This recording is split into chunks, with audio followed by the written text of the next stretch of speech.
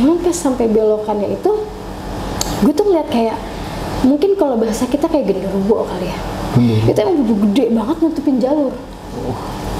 Kayak nutupin jalur. Nah, pas gue ngeliatin pohonnya nggak ada orang. Padahal tuh jelas banget dari yang batang pohon itu nggak terlalu jauh kok. Itu ada orang kayak senderan gini loh di pohon, diri tapi senderan gitu loh. Tapi pas gue ngeliat ke pohonnya nggak ada. Assalamualaikum warahmatullahi wabarakatuh. Balik lagi sama gue Indra. Apa kabar teman-teman semuanya? Semoga kalian yang menonton video ini selalu diberikan kesehatan, dilancarkan urusannya, dan dimudahkan rezekinya. Seperti biasa, gue kehadiran seorang narasumber nih. Narasumber gue ini akan menceritakan kisah mistis pendakiannya di Gunung Gede, Pangrango. Langsung aja kita sapa narasumber yang udah dari samping gue. Kayak sih, apa kabar? Alhamdulillah baik. Makasih nih udah mampir ke Indra Stories jauh-jauh dari Kalimantan ya? Enggak, saya dari Jogja. Oh, dari Jogja. Oke. Ini kan mau cerita pendakian Gunung Gede ya? Boleh di-spill sedikit nggak ceritanya kayak apa?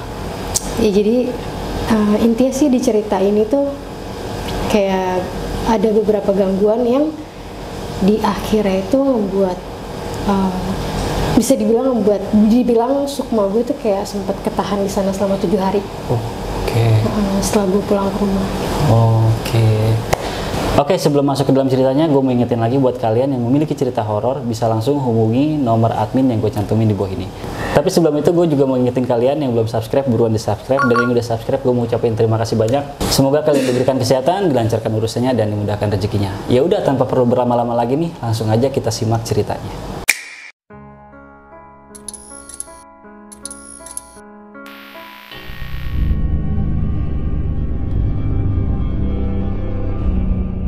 Ada nggak sih hal-hal yang ganjil di dalam itu? Nggak boleh cuci muka di dalam ya, berarti harus dibawa keluar ya, kayak nebas atau ngebabat gitu ya.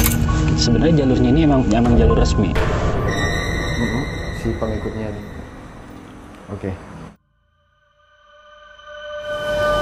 Oke, kayak sih, jadi gimana tuh Kak kejadiannya Kak?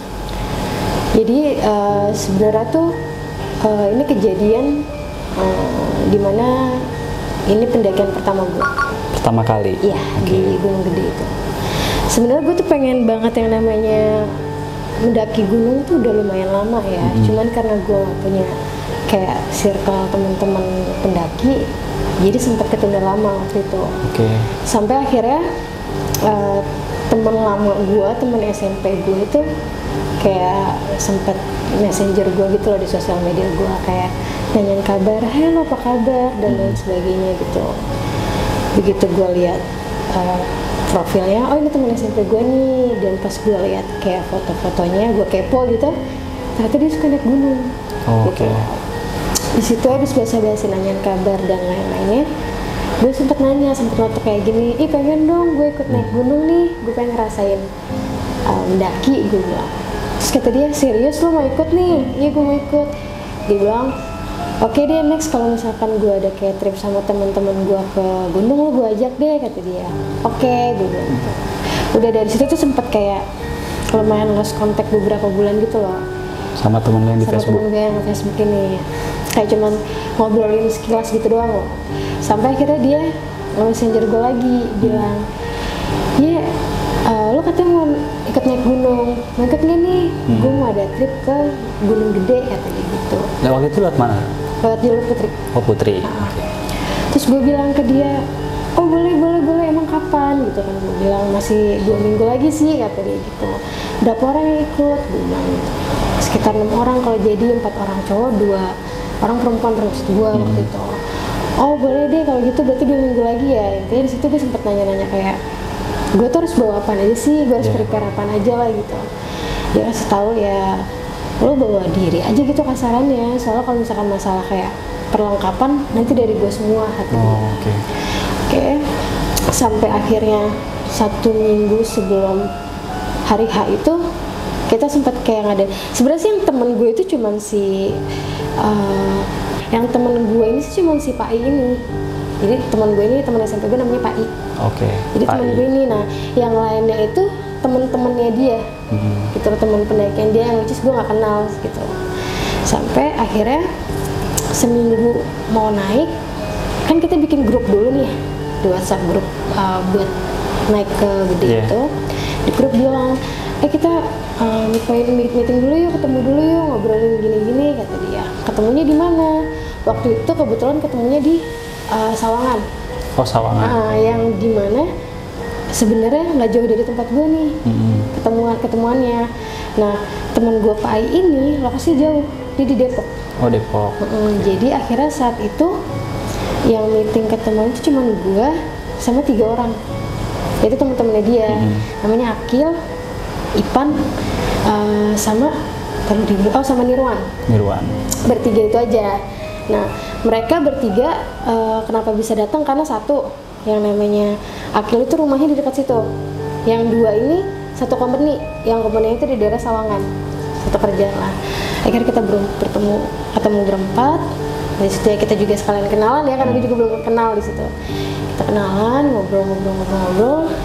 Temen gue Pak I juga kita telepon nih, buat kayak oke, jadi kita ngomongin logistik dan lain sebagainya, jadinya deal segini gitu loh. Terus kita ntar berangkat dari rumah siapa, ngumpul ke rumah siapa, akhirnya udah ngomongin di situ waktu itu. Selesai dari situ, di hari H-nya itu memang masih banyak yang masih kerja waktu itu di hari Jumat. Termasuk gue waktu itu, gue, Pak I sama temen gue satu masih kerja memang. Jadi memang kita pulang kerja baru bisa berangkat waktu itu. Nah, posisinya gua itu dijemput sama yang namanya Akil, karena ternyata wilayah rumah kita itu dekat. Gitu loh. Nah, si Pak I sama si Ipan itu posisinya di Depok rumahnya. Nah, yang satu ini Nirwan di Cibinong. Jadi rute kita itu si Akil jemput gua dulu, baru kita ke rumahnya si Ipan sama Pak I, baru kita terakhir ke rumahnya si Nirwan. Buat kayak packing ulang gitu loh. Singkat cerita, sekitar jam 9-an deh si Akil jemput gua. Akhirnya kita ketemuan lagi sama Pak I sama Ipan di rumahnya. Jam 10-an itu kita berangkat lah ke rumahnya si Nirwan waktu itu. Waktu itu kita ngumpul di rumah Nirwan itu sekitar jam 11-an deh, buat kayak packing ulang. 11 malam? Iya, buat kayak packing ulang dulu. Waktu itu ya semua barang-barang, gue sempat bawa tas kecil kan, kayak tas ransel gitu, yang akhirnya dipindahin ke Pak I semuanya. Jadi gue cuma kayak bawa depek gitu loh. Waktu itu sampai akhirnya sekitar jam 11:30 sampai jam 12 itu kita berangkat gitu, dengan posisi Nirwan di depan sendiri, gue di barisan kedua sama Pak I, di barisan belakang itu Akil sama Ipan. Posisinya 3 motor. Nah, waktu itu yang mimpin rute maksudnya buat ke base camp itu si Nirwan gitu. Nah, untuk Akil, Ipan, gua, Pak I itu sebenarnya nggak terlalu tahu daerah buat kesana untuk motong-motong jalannya gitu loh. Tapi kita lewat jalan Bogor kota lah gitu. Oh, jadi motong jalan dia lewat Katulampa. Yang saat itu kita benar-benar nggak tahu jalanan itu. Dia di depan. Sebenarnya dari awal berangkat aja udah mulai kayak ada yang ganjil gitu loh. Kayak gimana tuh? Jadi kan jalanan yang tahu jalanan Katulampa nih ya, itu memang dia tuh jalannya sepi banget. Walaupun memang padat pemukiman warga, dia tetap jalannya sepi. Jadi masih banyak kayak pohon-pohon, sawah-sawah gitu loh. Nah, di satu tanjakan itu si Nirwan kan di depan ya. Dia sempat kaget gitu loh. Kayak kaget, ditanya sama teman gue, lo kenapa? Enggak apa-apa, kata dia, ayo lanjut gitu loh. Di situ gue ngeliat dia tuh kayak gini loh posisinya, terus begini. Dia kayak ngeliat ke lampu jalan, terus dia nunduk lagi, nggak udah ya jalan. Nah, di situ dia mulai ngebut. Yang tadi kita nyantai, dia mulai ngebut di situ. Mulai ngebut, kita jalan sampai ke ada satu jalanan yang menurut gue tempatnya lumayan serem. Jadi bergelap banget, kiri kanan itu bener pure kebun, yang bener-bener gimana sih, jalanan yang bener-bener nggak bakal kelihatan kalau nggak ada lampu motor. Gitu loh. Tapi nggak ada lampu jalan ya? Nggak ada lampu jalan ya. Dan itu sepi banget, bener-bener kita doang 3 motor. Jalanannya nikung. Nah, pas tikungan pertama itu gue ngerasa kayak ada yang lewat gitu loh di pertama. Gue kaget, nah temen gue yang nyetir si Pak I cuma bilang gini, enggak udah berarti dia lihat juga dong, bukan gue doang. Enggak udah, kata dia begitu. Udah lu baca doa kata dia. Gue baca doa, maksud gue nggak ngomong apa-apa, tapi dia kayak gitu berarti juga ngeliat kan. Itu kejadian ganjilan pertama nih waktu berangkat. Udah dari situ singkat ceritanya kita tuh nyampe ke base camp Putri itu sekitar jam berapa ya? Jam 2 2 kalau nggak salah. Jam 2. Gue lupa di sekitar jam 2, nanti kita pokoknya sekitar jam segituan deh. Kita nyampe di base camp. Kita sempat makan dulu, sama ngomongin besok kita mau naik jam berapa dan lain sebagainya. Sampai akhirnya sekitar jam 4 tuh kita baru tidur deh kalau nggak salah. Oke. Jam 4 tuh kita baru tidur sebentar, kita istirahat. Sampai akhirnya di jam setengah 6 kita bangun semua, ya rapi-rapi lah, prepare ulang itu. Di jam 7:30-8-nya itu baru kita mulai nge-trek waktu itu. Di awal-awal perjalanan sih emang nggak ada apa-apa ya, biasa aja kan rame kan, itu jadinya weekend. Nggak ada apa-apa, cuma memang karena gue baru pertama kali naik, jadi banyak banget ngeluhnya. Oke. Salahnya gue di situ. Jadi gue banyak banget ngeluh kayak bilang, aduh gue capek, gue nggak kuat gitu. Bahkan gue sampai nangis di trek. Saking menurut gue kayak, oh ternyata kayak gini ya rasanya naik gunung, oh ternyata capek ya gitu. Sampai akhirnya karena gue emang belum pernah banget naik gunung, sempat lama kita banyak istirahat di situ. Oke. Sempat lama tuh kita istirahat, jalan juga lama banget, sampai akhirnya di pos 2 kalau nggak salah. Itu ada pos bayangan 2, pos 2 kalau nggak salah ya. Nah di pos 2-nya itu yang si Akil sama si Pai bilang, Akil sama Ipan tuh bilang, udah gue duluan ya ke atas kata gitu, lo di bawah katanya, lo di belakang katanya. Iya. Akhirnya situ gue Nirwan sama Pai jalan tuh pelan sampai akhirnya gue sempet kayak ditarik pakai trekking pole gitu loh. Oh iya. Sama temen gue, saking gue udah kayak udah deh, gue ya lemah banget lah gitu bisa dibilang, gue capek gitu. Banyak istirahatnya sampai akhirnya ketemu di sebelum pos 3 deh kalau nggak salah. Itu si Pai sama si Ipan sama si Akil tuh udah kayak gelar karpet gitu loh, kayak ala matras gitu buat makan mie waktu itu. Sempet sih dia ngomong kayak lama banget lo, gue di sini udah lama banget nih kata gitu. Jadi kita istirahat makan sebentar sampai akhirnya sampai di pos 3 itu sekitar jam 3 sore deh. Pos 3. Parah banget kan. Jam 3 sore kita baru nyampe pos 3 waktu itu. Start trek jam 7. Setengah 8. Jam 3 kita baru nyampe pos 3. Tuh. Di pos 3 kita juga sempat istirahat, sempat makan lagi. Nah, kejadian lumayan mistis itu setelah dari pos 3 ini menuju ke pos 4 ya. Karena posisinya memang udah sore. Dengan kondisi gue yang lumayan bisa dibilang udah lemah banget. Sedangkan trek dari pos 3 ke atas kan udah lumayan ya, lumayan naik terus gitu loh. Sampai akhirnya memang gue lumayan ketinggalan jauh nih sama yang lain. Jadi yang stay nemenin gue itu Pai sama Nirwan ini nih, yang stay. Yang lainnya juga nungguin, cuman posisinya agak jauh. Kayak ntar dia nungguin, ntar dia jalan lagi duluan. Kalau udah ngeliat gue gitu lah, ntar jalan duluan. Sampai akhirnya di pos bayangan 4 kalau nggak salah, di pos bayangan 4 itu gue kebelet buang air kecil gitu. Akhirnya gue buang air kecil tuh di atasnya pos bayangan 4, nggak jauh dari situ. Itu posisinya juga udah antara jam 5-an deh. Nah, di atas pos bayangan 4 gue buang air kecil, pokoknya di balik pohon gede gitu deh. Nah, selesai gue buang air kecil itu kan dia jalan buat turun ke bawah itu kayak ada ngelewatin. Kalau pohon gede itu ada akar gede ya, gue harus ngelewatin akar itu. Nah, kalau perasaan gue entah gue kesandung atau gimana, perasaan gue tuh kayak kaki gue ditarik pakai tali gitu loh. Satunya ditarik gitu, yang satunya gue lagi nginjek gini kayak ketarik, jadinya gue kayak nyerosot. Nah, posisi nyerosot gue tuh kaki kanan gue tuh nopok ke belakang gitu, nopok ke belakang ini kan. Gue jatuh, ya temen gue kaget kan, lu kenapa? Gue mau bilang ada yang narik, gue gak berani ngomong macem-macem di situ kan. Enggak, jatuh. Nah, akhirnya hasil kaki gue cedera kan, lumayan luka di dengkul, luka di mata kaki, pokoknya luka deh di situ. Sampai gue bilang kayak, gue udah nggak bisa jalan, bener gue nggak bisa jalan.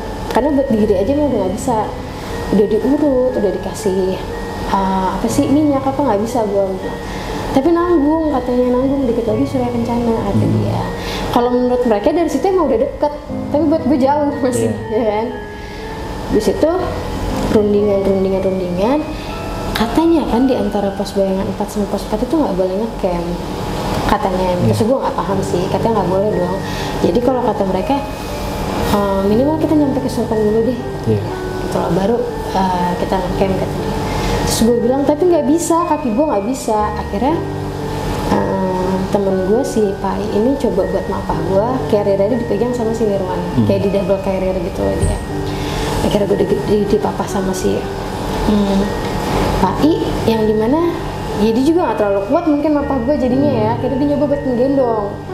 Nah di saat dia nyoba buat menggendong, karena treknya itu naik, dia pun kayak kitanya jadi kayak pengen celaka bareng. Jadi kayak dia mau jatuh juga kan. Akhirnya gue bilang tar dulu gue bilang. Yang lainnya si Nirwan juga dibilang gue duluan ya, karena dia bawa double carrier kan. Dia bilang gue duluan ya, kata dia. Yaudah lu duluan. Akhirnya intinya gue sama si Pak ini nggak bawa apa-apa gitu loh. Akhirnya yang lainnya udah sampai di atas, gue sama si Pak ini masih di bawah. Itu posisinya udah mau gelap, gerimis lagi. Itu udah nggak ada pendaki lagi yang lewat. Berarti tinggal terakhir gue sama si Pak itu. Akhirnya dia bilang taruh lo nggak usah gendong gue deh, udah ngeri banget, kayak kalau jatuh berdua malah gak lucu kan. Pelan-pelan aja gue bilang lo apa-apa. Gue itu udah sampai celana itu disobek segini loh, disobek paksa, karena emang di sini tuh juga udah baset semua. Yang di atas itu udah disobek paksa. Lo tuntun gue pelan-pelan aja yuk gitu. Akhirnya dia mapah. Itu posisi bener-bener lama banget loh dia mapah kan. Sampai akhirnya pas mau nyampe pos 4 itu kan ada kayak belokan gitu ya. Jadi kayak belok, terus baru tuh atasnya pos 4 gitu kan. Pak Yu udah bilang sebenarnya ke gue kayak itu tuh ada tenda, itu udah pos 4 kata dia, lo kuat. Itu posisinya bener-bener kalau menurut gue kayaknya udah mau maghrib banget, gak berapa menit lagi gitu loh. Hujan. Nah pas posisi belokan itu otomatis gue ngeliat ke atas kan posisinya. Karena dia nunjuk udah kok pos 4 udah sampai. Pas gue ngeliat ke atas, gue langsung astagfirullahaladzim, gue bilang gitu. Di bayangan gue tuh sebelum belok tendanya tuh kelihatan, kalau kata gue tenda-tenda biru warung gitu kelihatan. Cuman pas sampai belokannya itu, gue tuh ngeliat kayak mungkin kalau bahasa kita kayak genderuwo kali ya. Itu emang gede banget nutupin jalur, kayak nutupin jalur gitu loh. Gue bilang astagfirullahaladzim. Tapi itu antara kayak gue ngeliat jelas, tapi itu udah mau gelap, gerimis, mendung kayak gitu, tapi gue ngeliat gitu loh. Di situ gue duduk kayak ada pohon, gue duduk, terus kata dia nggak mau apa-apa, dia cuma ngomong gitu, yaudah ya istirahat dulu sebentar kata dia gitu. Udah gue istirahat, terus tiba-tiba temen gue bilang gini, ayo yuk kata dia gitu, ayo yuk, dia cuma ngomong gitu doang. Nah pas gue liat memang udah gak ada. Terus gue bilang kayak oke deh, gue nggak tahu temen gue ngeliat apa enggak, tapi menurut gue dari bahasa dia yaudah istirahat dulu sama bilang ayo, kayaknya dia juga ngeliat deh. Dan sampai akhirnya kita lanjut naik ke atas dengan dia mapah gue. Nah di atas itu emang udah rame sama pendaki mereka yang mau naik sama turun, karena posisinya gerimis jadi banyak yang neduh di pos 4 itu kan. Nah karena posisi gue sama si Pai itu nggak bawa minum ya kan, pas nyampe pos 4 udah kayak ricuh rame banget. Jujur gue sama temen gue Pai ini gue nggak ngeliat temen gue sama sekali, itu yang bertiga. Kita nggak ngeliat, kita juga udah ngeliat kiri kanan, kita nggak ngeliat. Sampai akhirnya ih gue gak kuat, gue mau minum. Si temen gue ini minta minum ke pendaki lain. Bang boleh minta minum gak? Kata dia gitu. Dia ngasih minum ke gue, gak lama temen gue ngeleksi Pak, gue katanya lu pada gue panggilin gak denger. Kalau kita nggak ngeliat mereka padahal, tapi kata mereka dipanggilin, guanya ngelengos sama temen gue nih Pak, nggak ngeliat mereka gitu loh. Sampai akhirnya yaudah, terus di situ posisinya udah gelap. Gue disuruh duduk di situ di warungnya. Si tukang warungnya bilang, Bang itu si Emilia suruh ke dalam aja kata dia gitu. Dalam warung. Soalnya katanya udah biru, versinya udah biru. Kan ditanya kenapa kakinya, karena kan udah disobek sampai sini kan. Jatuh gini. Suruh masuk aja pakai sleeping bag, masuk ke dalam warung, dia ada kayak tempat tidur gitu kan. Suruh tidur aja nanya, katanya udah pucet. Kalau versi mereka, gue ngomong tuh udah gak nyambung. Gue udah ajak ngomong tuh udah bengong gitu loh, udah kayak bengong gitu. Tapi kalau versi gue enggak kok, gue kayak masih sadar kok, cuma biasa aja. Kalau versinya mereka sama tukang warung, guanya udah pucet, udah biru, udah bengong. Akhirnya gue dimasukin ke dalam warung pakai sleeping bag gitu. Gue ngerasa tuh gue sempat tidur sebentar kok di situ. Sampai akhirnya gue kebangun, udah mulai sepi emang, udah nggak seramai tadi gitu loh, udah agak sepi. Nah di situ si penjaga warungnya bilang, udah ngecamp aja kata dia di atas gitu. Tuh di situ tuh ditunjukin. Itu cuman kayak space 2 tenda gitu. Space 2 tenda yang dimana di situ udah ada 1 tenda. Posisinya udah 1 tenda, katanya yang di tenda situ tuh ada yang hipo. Ada yang kena gejala hipo, jadi mau nggak mau bikin tenda di situ. Nah akhirnya kita bikin tenda di sampingnya. Kondisi gue saat itu kalau menurut gue sudah lumayan membaik daripada sebelumnya. Akhirnya kita bikin tenda itu nggak jauh dari warungnya, cuma agak naik sedikit doang di sebelah kanan. Itu ada space di situ. Kita bikin tenda, masak. Nah di situ gue bilang ke temen gue kayak, itu mau buang air kecil nih, gue bilang kan, ya udah ayo kita agak ke atas aja kata dia, karena di warungnya walaupun sepi tapi masih ada beberapa orang pendaki gitu loh. Oh ya udahlah, akhirnya gue naik ke agak atas tenda gitu. Nah gue tuh buang air kecilnya itu, depan gue tuh kayak batang pohon, dibilang gede enggak, dibilang kecil enggak, sedang lah gitu loh di depan gue buang air kecil. Kan posisi gelap ya, gelap banget posisinya. Nah kalau perasaan gue itu di kita tuh kalau misalkan ada kepala orang atau ada orang kan pasti kelihatan kayak siluetnya gitu ya, apa sih kayak bentuknya tapi nggak kelihatan wajahnya gitu loh. Nah pas gue buang air kecil itu dari balik pohon itu tuh kalau menurut gue kayak ada yang gini nih, gini nengok segini doang, tapi dia naik ke atas, ngerti nggak? Jadi dia kayak kepala doang, terus dia nengok ke atas. Terus gue kaget kan, kayak astagfirullahaladzim, gue manggil temen gue bilang, Pai, gue bilang gitu, kenapa? Itu buang air kecil belum selesai, belum apa, gue udah, ayo, gue bilang, kenapa? Enggak, ada pala, gue bilang gitu ya. Lu gak usah disebut, kata dia, lu ngeliat apa gak usah disebut, kata dia gitu, jangan disebut, ya, diem gue. Sampai akhirnya masuk ke tenda, gue gak berani ngomong apa-apa, terus si Pai cuma ngodon ke temen gue, udah gitu. Singkatnya kita makan, selesai makan, di jam berapa itu kita tidur. Nah posisinya itu kan karena emang cuma buat space 2 tenda doang, berarti kita mau nggak mau satu tenda rame-rame waktu itu, ya kan. Nah posisi gue itu tidur di dekat pintu resleting tenda, pintu tenda deh. Dan begitu pintu tenda dibuka memang udah langsung keluar. Kita nggak ada sempet bikin apa namanya flat itu, nggak sempet gitu loh, udah bener-bener keluar tenda. Nah posisi gue entah di dalam mimpi atau nyata, tapi kalau menurut gue itu kayak ada yang ngebuka resleting tenda pas tidur. Kan udah tidur semuanya, udah sepi, kondisi di luar juga udah sepi, kayak ada yang ngebuka resleting tenda gitu loh, terus ngeliat gue begini. Tapi gue antara dibilang tidur atau mimpi atau nyata, gue masih nggak tahu nih, ya kan, karena gue sempet kebangun tapi itu kayak nyata. Jadi dia kayak ngebuka dikit resleting tenda gitu, terus dia nanya ke gue gitu, karena posisi gue kan kepalanya bener-bener ke resleting tenda gitu loh. Terus dia kayak ngeliatin gue gitu, gue kebangun, temen gue bilang, lu kenapa? Temen gue masih duduk begini, dia, lu kenapa? Katanya, enggak, gue bilang gue mau pindah, gue bilang pindah kemana? Udah gak bisa, kata dia gitu. Lu sebelah sini, gue bilang gitu. Kata, udah dulu tidur aja, ditutup itunya, dia pindah ke deket tenda, pintu. Akhirnya gue pindah ke sebelah sini kan. Dari situ gue nggak bisa tidur, yang lain udah tidur. Nah sekitar jam berapa gue nggak ngeliat jam sama sekali, tapi di situ gue dengar suara kalau misalkan kita pengen sholat subuh gitu kan, ada doa sebelum sholat subuh gitu ya, di masjid ya, kayak apa sih, baca apa gitu. Gue dengar kayak gitu di pos 4. Gue sempet mikir kayak masa ini sih sampai segitu kedengarannya dari bawah ke atas gitu loh, maksud gue. Tapi jelas banget itu. Jelas, makanya gue sempat mikir kayak apa temen gue nyetel apa kan, sampai gue dengerin satu-satu kayak gini. Gak ada nyetel kayak gitu-gituan kan.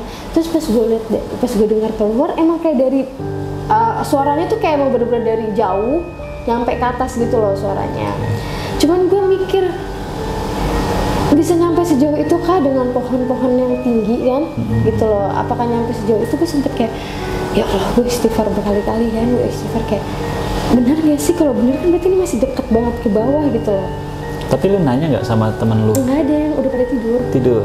Cuman gue tuh ngedengerinnya cukup lama banget. Gue kayak, gue dengerin lagi. Suara aktivitas di luar itu nggak ada. Cuman suara yang kayak orang ngaji itu kedengeran gitu loh. Sempet mikir, tapi gue istighfar. Terus gue mikir, satu sisi gue senang nih denger kayak gitu ya, gitu loh. Tapi satu sisi gue juga takut gitu loh, ya kan. Gue baca-baca doa, istighfar. Nah nggak lama, di bagian pojok sebelah sana ada yang giniin tenda nih, gitu. Tapi di pojok sebelah sana ya, giniin tenda. Di situ gue kaget kayak, wah udah deh, udah nggak benar kan, gue bilang udah nggak benar, udah merinding sejadi-jadinya. Sekarang siapa yang giniin tenda kan? Akhirnya gue tidur, gue tidur kayak sleeping bag udah. Gue nggak mau dengerin apa-apa, gue nggak mau ngeliat apa-apa. Sampai akhirnya perasaan gue tuh baru banget merem ya, baru banget merem. Tiba-tiba teman gue udah ngebangunin, ya bangun deh, bangun kata dia. Kita naik ke Surkan kata dia. Oh yaudah iya, pas gue lihat tuh keluar memang udah pagi, udah terang kan. Cuman memang gue nggak cerita apa-apa nih ke temen gue, ya kan. Nah akhirnya gue sama Pak I itu naik duluan, yang 3 ini nyusul nih temen gue sama Pak I naik duluan, nyampe ke Surken itu, pokoknya gue naik itu jam 8 kalau nggak salah, jam 8 deh. Nyampe ke Surken itu sekitar jam setengah 10 gue nyampe Surken. Setengah 10 kita berhenti di dekat mata air. Dekat mata air kita gelar matras, masak-masak deh pokoknya di situ. Sampai sekitar jam 12 sampai setengah 1 deh tuh. Kita nggak muncak akhirnya. Oke. Berarti cuma sampai Surken. Surken, karena kondisi gue sebenarnya juga udah nggak bisa nih buat ke atas, karena udah gitu kalau menurut dia kalau kita mau ke atas nanggung, ini udah siang kata dia. Lo nggak dapet apa-apa katanya. Next aja berarti. Terus gue bilang, oh nggak apa-apa, gue nggak Surken aja, senang banget kok, udah bahagia banget gue. Oke deh. Akhirnya kita masak sampai akhirnya jam setengah 1. Nah sebenarnya dari awal naik sampai gue sampai ke Surken itu, yang namanya Ipan itu orangnya suka ngecengin orang gitu loh, ngerti gak sih? Sebenarnya basicnya dia cuma kayak ngeledekin memang gitu loh, tapi mungkin karena guenya bisa dibilang baper kali ya, gitu gue jadi kayak bawaannya kesel gitu loh, karena gue sendiri capek, gue sendiri apa, dia sering kayak ngecengin gitu loh, kayak lu mah gitu kan, jadi lama kan lu mah gitu loh, kayak gitu. Sampai akhirnya jam 12 kita turun, karena kalau kata dia biar nggak kemalaman, kita turun. Gue bilang yaudah ayo turun. Nah si Ipan ini ngetuk, ya lu turun anak, lu turun duluan aja gitu, ntar lu turun sejam juga kesusul sama gue, kata dia gitu. Terus gue bilang gini, oh ya udah gue turun, gue bisa kok turun sendiri. Itu egoisnya gue, asalnya gue bilang gitu, gue bisa kok turun sendiri. Akhirnya temen gue si Pak I ngikutin gue kan. Ini memang karena kondisi gue yang nggak kuat, ya kan. Turun pun gue banyak istirahatnya, sampai akhirnya udah mau sampai ke tenda lagi, bener mereka datang. Terus yang namanya si Ipan ini nyelotok, tuh kan apa gue kata dia, lo maju sampai sejam di depan gue juga lo kebalap kan sama gue, kata dia gitu. Di sini tuh bawaan gue tuh kayak kok lo kayak gitu sih, maksud gue kayak gue ngerasa diremehin ya, nggak baik sih gue juga kayak gitu kan. Sampai akhirnya nyampe di tenda, gue lupa ada omongan apa gitu. Terus dia bilang kalau nggak salah ya, dia ngomong nggak turun duluan lagi gitu loh, dia bilang. Terus gue bilang oh ya udah nggak apa-apa, gue turun duluan. Gue bilang itu posisinya udah lumayan sore deh, udah lumayan deh, kayaknya di jam 2 apa setengah 3 deh, pokoknya udah sore deh. Oh ya udah nggak apa-apa, gue bisa turun duluan. Nah gue pikir di saat gue turun itu, kalau tadi kan temen gue Pak I ngikutin gue gitu ya, gue pikir temen gue Pak I itu ngikutin gue, ternyata gue pikir kan turun gitu bareng pendaki yang lain, banyak pendaki yang itu dengan kondisi gue cuma bawa depek, nggak bawa minum, nggak bawa apa-apa. Waktu itu turun ngikutin pendaki lain, pas nyampe di pos Bayangan 4 deh, pos Bayangan, pokoknya belum nyampe pos 3, gue sempet duduk kayak di satu batang gede gitu loh. Maksud gue nungguin temen gue duduk di satu batang gede, tapi itu masih rame, pendaki lalu lalang tuh masih rame kan. Gue duduk, gue nungguin sampai beberapa pendaki gue tanya, kak ngeliat itu nggak rombongan saya pakai ini. Terus dia bilang, oh kayaknya masih di pos 4 deh, kata dia gitu. Oh yaudah ya, gue masih nungguin kan, kok nggak nongol. Nah pas posisi gue berada ke arah turun ke bawah gitu, pandangan gue tuh kayak ke satu pohon nih. Tapi kalau kata gue di pohon itu tuh kayak ada orang yang senderan gini. Kalau dilihat gue, cuman gue mikirnya kayak oh ya itu pendaki mau naik kali gitu loh. Gue diem, tapi kok kalau gue perhatiin, kok dia nggak ada gerak yang kayak gini atau gimana sih, diem aja gitu senderan. Gue bilang orang bukan sih, gue bilang itu orang bukan sih. Gue sampai kayak tapi orang, tapi kok nggak gerak-gerak kan. Sampai akhirnya gue bilang yaudahlah, gue nungguin di pos 3 aja kali kan. Gue turun, nah gue turun, maksud gue kan gue ngelewatin pohon itu ya. ya kan. Nah pas gue ngeliatin pohonnya nggak ada orang, padahal tuh jelas banget dari yang batang pohon itu nggak terlalu jauh kok. Itu ada orang kayak senderan gini loh di pohon, diri tapi senderan gitu loh. Tapi pas gue ngeliat ke pohonnya nggak ada. Dari situ gue bilang, kata gue, nggak, udah jangan negatif thinking deh, gue sendiri ini kan. Itu akhirnya gue ngikut yang lain nih, kan masih banyak. Karena gue fokus ngeliatin yang pohonnya itu gini, kata gue, kok gue makin lama makin ke kanan lah. Kata gue kok yang tadinya ada jalur gini, setapak kok nggak ada jalur. Langsung kayak gimana sih daun-daun yang nggak ada jalan gitu loh. Kata gue, kok kesini sih gue bilang ada. Pas gue ngeliat ke kiri, gue jauh banget. Berarti ngelebar. Jadi gue tuh kayak, gue tuh posisinya kayak jadinya kayak ke kanan gitu loh, nggak lurus ke jalur gitu loh. Pokoknya gue ngehnya itu pas gue ngeliat, kok mutus jalurnya, kok mutus sih gitu loh. Kata gue pas gue ngeliat ke kiri, di situ ada pendaki emang naik turun tapi jauh posisinya dari gue.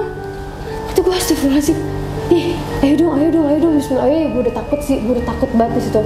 Akhirnya gue pelan-pelan melipir, tapi perasaan gue nggak melipir ke kanan deh gitu loh. Tapi tahu-tahu nggak ada jalur. Pas gue ngeliat ke kiri, memang pendaki lalu lalang di sebelah kiri.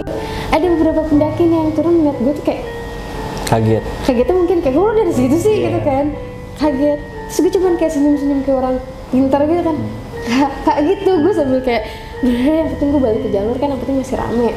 Sampai akhirnya mau nyampe ke pos 3, nggak lama lagi pos 3 gue berhenti lagi. Nah kalau menurut gue di situ udah lumayan sepi ya, udah lumayan sepi. Gue duduk, gue masih kayak nungguin temen gue gitu loh, kayak berharap mereka pada datang. Kata gue, kok temen gue gak ada yang nyusul gue kan gitu. Nah memang gak lama dari situ, sekitar 15 menit kelihatan deh temen gue nih bareng-bareng. Nah habis kayak gitu akhirnya kita bareng ke pos 3. Di pos 3 kita sempat bikin minum dulu nih.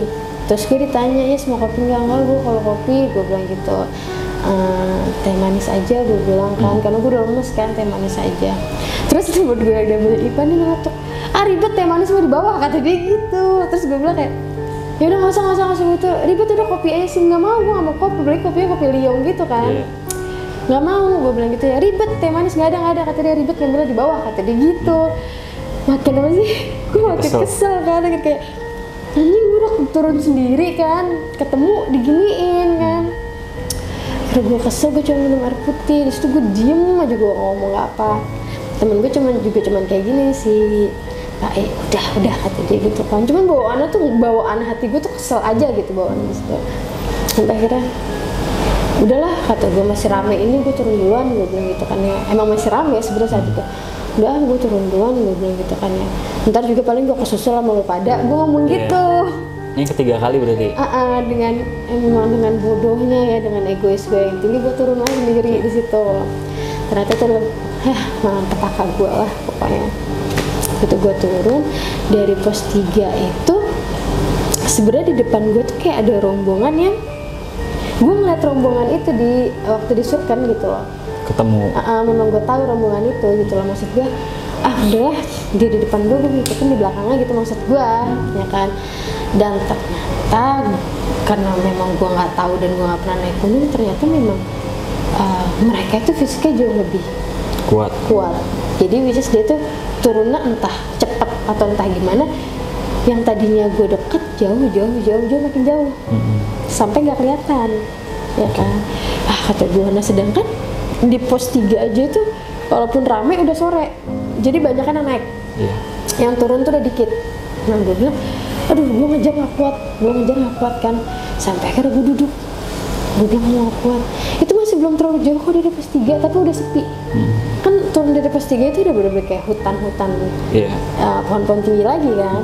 Gue duduk, gue bilang, kok sepi banget, gue bilang. Nah gue coba manggil temen gue di situ. Gue bilang, Pak gue bilang gitu. Nirwan, gue bilang, gue sebutin semua Pak Terus gue diem. Aduh, iya kalau yang nyawa temen gue kan, kalau bukan gimana? Aduh, gue bilang. Nah gak lama ada lagi rombongan turun. Nah, memang salahnya gue nggak berani kayak Kak bareng gitu loh saat itu. Nggak berani ngomong gitu loh. Akhirnya gue bilang, ayo udah gue ikutin lagi di belakang. Lagi-lagi gue nggak bisa ngikutin mereka ternyata gitu loh. Lagi-lagi gue memang ketinggalan lagi di belakang. Yang akhirnya gue ujung-ujungnya sendiri. Makin turun ke bawah menuju pos bayangan 2 itu kan makin bener-bener hutan ya. Itu bener-bener sepi, nggak ada orang. Nah di situ tuh ini belum nyampe pos 2, tapi pas gue turun nggak lama ada pendaki dari belakang gue gitu kan. Kata gue, ih alhamdulillah, gue bilang, ya Allah, alhamdulillah rabbil alamin. Pas gue nengok gitu, ya benar pendaki cowok gitu loh, iya style pendaki gitu kan. Nah dia sempet ngelewatin, terus dia bilang, sendiri teh? Enggak bang, gue bilang. Nah di situ gue beraniin diri, kakak, gue bilang, bareng ya, gue gitu kan. Temennya emang di mana? Kata gitu, di atas masih. Oh ya udah ayo, kata dia gitu. Nah itu emang dia berapa orang? Sendiri. Oh sendiri. Dan itu kita posisinya emang benar-benar bareng, posisinya benar-benar bareng gitu loh. Dia sempat nanya-nanya dari mana, dari sini gitu. Aku turun sendiri sih.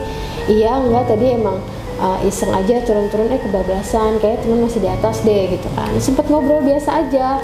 Turun gak lama dari situ dia berhenti. Terus dia bilang ke gue kayak gini, Neng mau lewat jalur lain nggak, kata dia gitu. Loh emang ada kak, gue bilang gitu. Ada, kata dia gitu, ini jalurnya pedagang, kata dia gitu. Jalur pedagang, bedanya apa sama jalur yang biasanya nih? Iya kalau misalkan jalur pedagang itu kita nggak perlu lewatin pos bayangan 2, pos 2 sama pos 1, kata dia. Langsung nyampe ke pemukiman warga, perkebunan warga, kata dia. Sempat mikir kayak, ih enak lah, gue nggak perlu capek ngelewatin kayak gitu kan. Nah gue nanya, boleh kak, jalurnya yang mana emang? Itu kesana, kata dia. Dia nunjuk ke sebelah kiri, yang kalau di penglihatan gue itu tuh nggak ada jalur, tuh nggak sih? Jadi kalau misalkan dia bilang itu jalur pedagang, seenggaknya pasti bakalan ada bentukan jalur dong. Iya, bekas kan? dilewatin. Bekas dilewatin pedagang-pedagang kan. Tapi yang gue lihat di situ tuh nggak ada jalur, cuman kayak terabasan ke bawah hutan-hutan gitu loh. Nggak ada jalur sama sekali yang bisa dilewatin gitu. Awal pikiran gue di situ sih bukan yang masalah harga itu ya. Awal pikiran gue di situ cuman kayak, dia cowok gue cewek kan, gue takut kayak di apa-apain atau gimana gitu loh. Sampai akhirnya gue bilang, enggak deh kak, saya lewat sini aja gitu kan. Nggak apa-apa sendiri, kata dia gitu. Udah mau malam, udah mau gelap loh, kata dia gitu kan ya. Iya nggak apa-apa sendiri, gue bilang gitu kan. Oh yaudah kalau gitu saya lewat sana ya, teh, kata dia. Oh iya gitu. Nah pas dia ngelewatin ke sana, gue sempet ngeliatin kayak emang dia bener ke situ ya. Gue ngeliatin sambil jalan tapi sambil begini gitu loh, ngeliat dia. Iya dia bener nerabas gitu aja ke bawah, kayak ngucur gitu aja gitu. Terus gue bilang kayak, oke, gue lanjut aja sendiri deh. Di situ posisi udah mau gelap. Tapi temen lu belum nyampe juga? Belum. Itu nggak ada siapa-siapa, bener-bener nggak ada siapa-siapa. Udah naik nggak ada, turun nggak ada siapa-siapa. Sampai akhirnya gue turun, udah gue baca sebisa gue di situ. Itu posisinya kan yang udah rimba banget ya gitu. Udah gue nggak tahu apa-apa, gue cuma baca, gue turun. Sampai akhirnya nggak lama mau nyampe pos 2 ada pendaki lagi. Cowok lagi. Jujur gue sempet trauma. Cuman stylist si orang ini tuh kayak, stylist ini tuh bukan stylist pendaki banget, stylist anak pang gitu loh. Anak pang? Stylist anak pang, cuman dia bawa carrier aja gitu. Gue sempet takut, tapi maksud gue di feeling gue tuh kayak, udah deh ngomong aja gitu. Udah tuh udah bener-bener kayak mau gelap gitu loh. Bang, ngomong gitu ya. Iya kenapa, kata dia gitu ya. Bang maaf boleh bareng gak gitu kan ya. Emang di mana temennya, katanya masih di atas. Oh yaudah iya, kata dia. Tapi iyanya dia ngajakin bareng itu nggak yang dia di samping gue gitu loh. Jadi mah tetap jalan gitu loh. Cuman gue ngikutin gitu loh. Nah pas dia ngeliat ke belakang, mungkin dia ngeliat guanya posisinya jalan juga lama ya. Itu dia sempet kayak beberapa meter dari gue, dia nungguin di pohon. Kayak, teh kalau capek bilang ya, kata dia. Enggak kak gitu. Ntar kalau gue udah mau deket sama dia jalan lagi gitu loh. Posisinya. Ntar gue udah mau deket sama dia jalan lagi. Jadi nggak iringan gitu loh sama dia. Estafet. Pokoknya dia ngeliat gue mau deket dia jalan gitu loh. Jadi nggak ada berhentinya buat gue gitu kan. Sampai akhirnya kita nyampe di pos 2. Di pos 2 itu yang bener-bener gue berdua doang sama dia nih gitu loh. Berdua doang sama dia. Terus dia bilang, lah teh nggak bawa minum, katanya. Enggak, dan itu gue baru sadar loh, gue nggak minum dari pos 4. Itu gue nggak minum sama sekali dari pos 4, gue baru sadar. Terus kata dia, ini teh minum dulu, ntar kalau misalkan apa saya yang repot, kata dia gitu. Saya yang ribet, kata dia gitu kan, yang minum aja dulu. Oh iya, Tapi nggak tahu kenapa rasa haus tuh nggak ada kalau menurut gue di situ gitu loh. Gue minum cuma sedikit doang, habis itu nggak apa-apa bang, makasih gitu. Nah, benar nih udah, kata dia iya udah. Terus gue bilang ayo bang lanjut gitu, karena gue juga gimana sih berdua doang di situ kayak agak gimana juga kan. Yakin, kata dia, iya yakin. Oh yaudah ayo. Nah biasa dia duluan lagi, gue ngikutin di belakang, ngikutin sampai akhirnya kita nyampe di pos 1. Nah di pos 1 itu memang udah rame posisinya nih. Udah lagi rame. turun. Di pos 1-nya. Di situ udah rame banget, mungkin yang pada mau turun juga kali ya. Nah di situ dia ketemu sama rombongannya dia, ya kan, dia ngobrol sama rombongannya. Gue di situ juga kikuk ya karena mereka cowok semua. Pas gue ngeliat sekeliling ada satu pendaki ya, rombongan pendaki yang gue ketemu di Surken juga sama di beberapa pos. Jadi ini tuh pendaki 2 ibu-ibu sama 2 anaknya. Anaknya tuh yang satu sekitar umur 8 tahunan, yang satu sekitar umur 13 tahunan deh. Cowok dua-duanya, nah sama cewek ini 2. Terus gue deketin kan, teh maaf teh, teteh mau turun, kata gitu. Iya teh, kata dia, karena menurut gue kayaknya gue lebih kayaknya mendingan gue bareng sama cewek-cewek gitu kan. Terus dia bilang, loh tetehnya bukannya yang di itu ya, kata dia gitu. Iya teh gitu. Oh yaudah ayo, saya juga mau balik kok, di base camp mana, gini di base camp bule. Waktu itu gue bilang, oh yaudah tapi ntar paling tetehnya turunnya pas sudah sampai pemukiman sendiri ya, karena saya deket banget sama kaki gunung itu loh rumahnya dia. Oh iya gitu. Nah gue pamit lah ke abang-abangnya yang, bang makasih banget ya bang, saya pulang bareng si teteh ini. Beneran teh? Iya nggak apa-apa bang, makasih. Pokoknya makasih banget nih gue sama yang itu cowok yang anak pang itu. Yang anak pang itu gue makasih banget deh, pokoknya baik banget ya. Saya bilang oh yaudah ya gitu, hati-hati ya neng, iya gitu bareng. Nah posisi gue turun sama si ibu itu udah malam. Gue nggak bawa headlamp, gue nggak bawa apa-apa nih, ya kan. Posisinya si ibu juga cuman bawa senter handphone nih.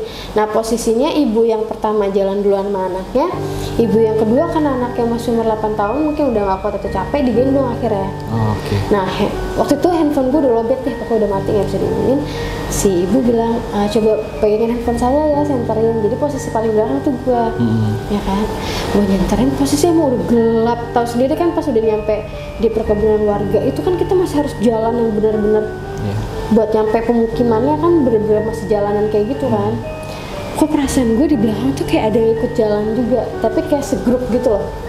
Jadi langkahnya tuh kayak bek gitu, kayak banyak, nggak satu doang.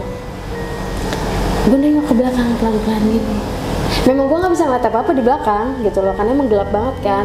Tapi logikanya gue kayak kalau ada orang banyak gitu, seenggaknya ada headlamp atau apa kan ya. Ini nggak ada, gue berhasil lagi. Gue cuma baca-baca sebisa-bisanya sambil nyanterin. Gak lama dari situ kita nyampe di pembuangan sampah itu loh.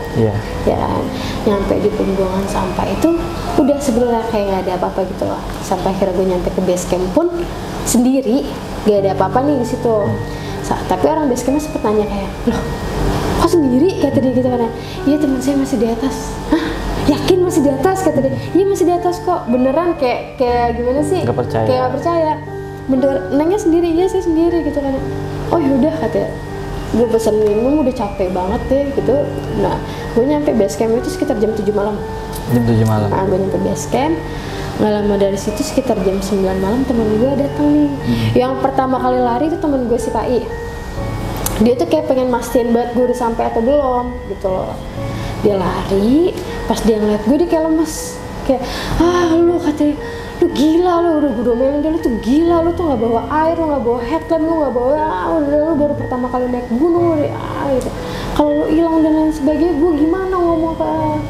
Saya bilang iya maaf, sorry, gue bilang maaf gitu, jangan gitu lagi, iya maaf, gue cuma ngomong gitu deh.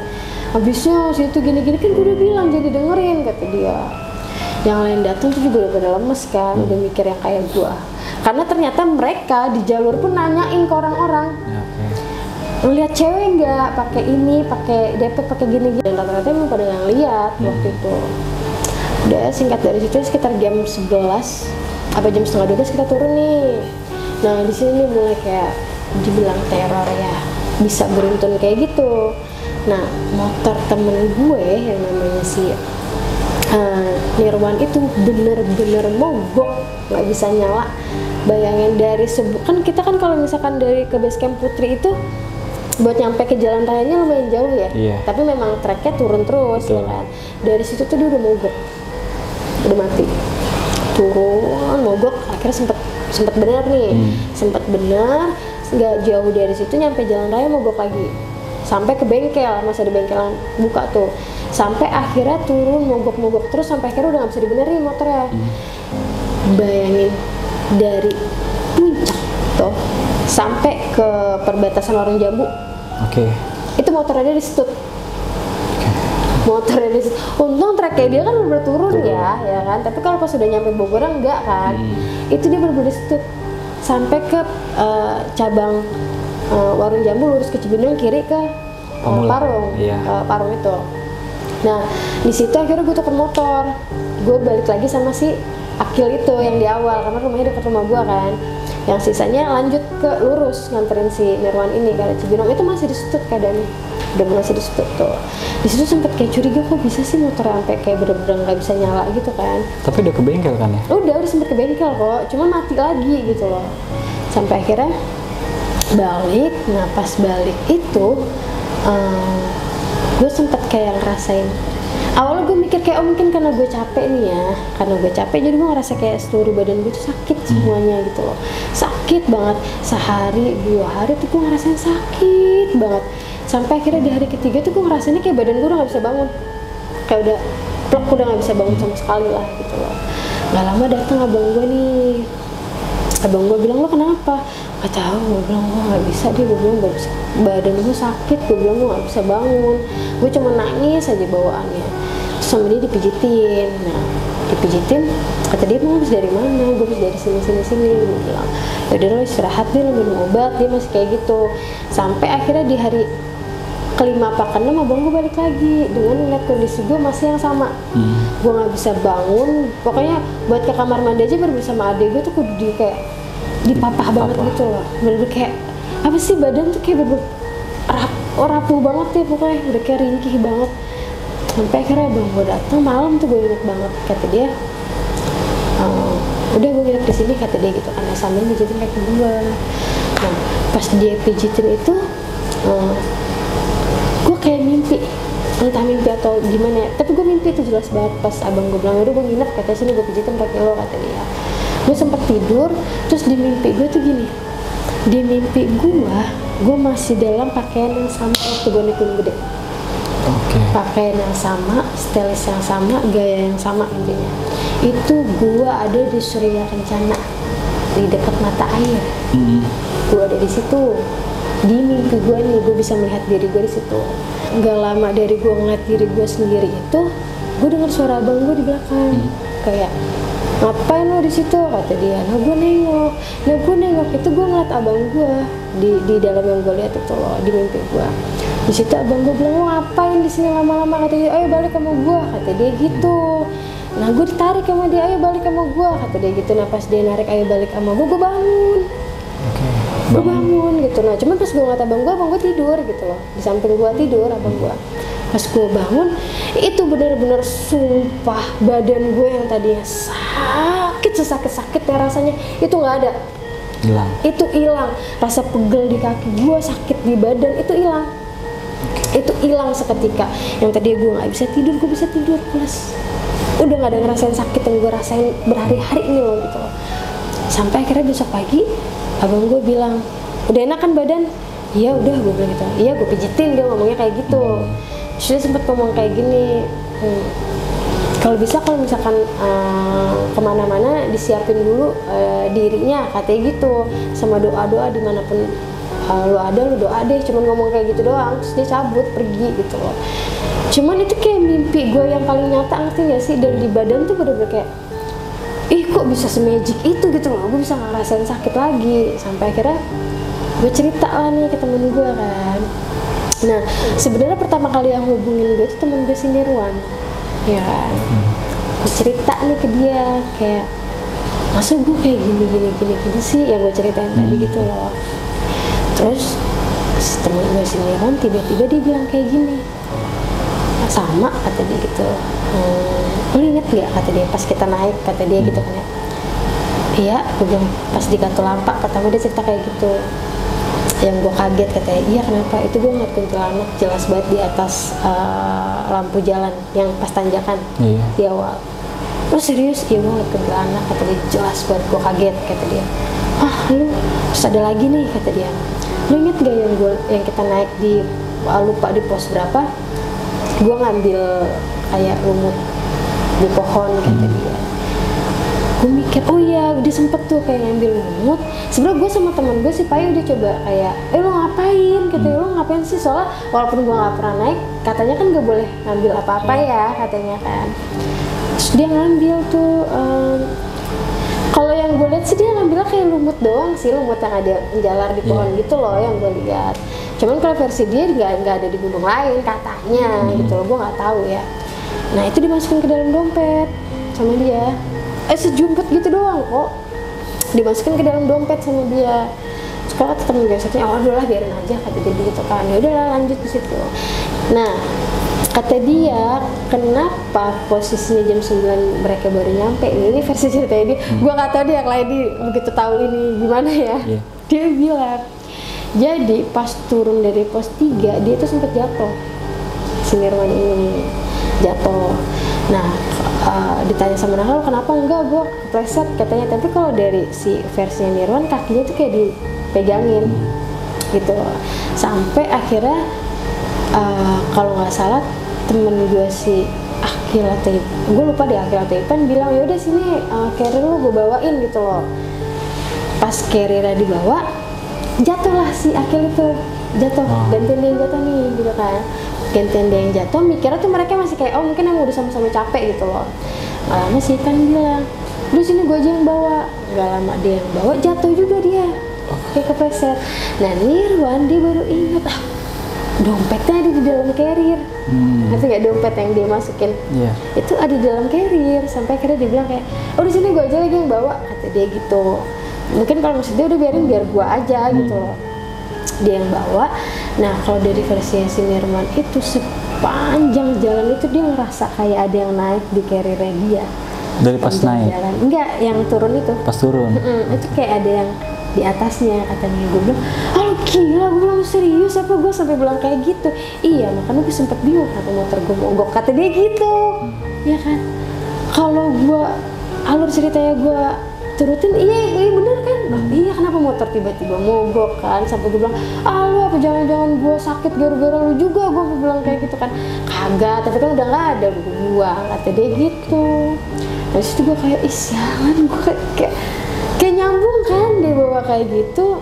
Akhirnya dia bilang kayak, udahlah nggak apa-apa, lu juga udah sembuh kan? Iya gue udah sembuh gitu loh. Tapi sempet kaget juga sih yang gue cerita, gue mimpi gue dijemput abang gue gitu.